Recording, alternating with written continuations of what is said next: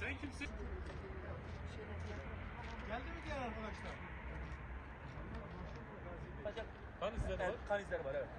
Bu araçta var ama şu araçta tam bunu zaten kapalı gitti zaten bu. Şu açık da.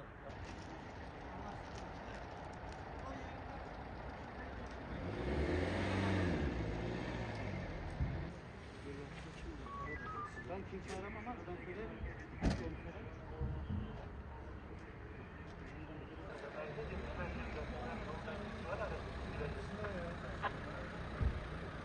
Siz sanayi karakoluna gidin. Sanayi karakoluna. Oraya gidiyorlar.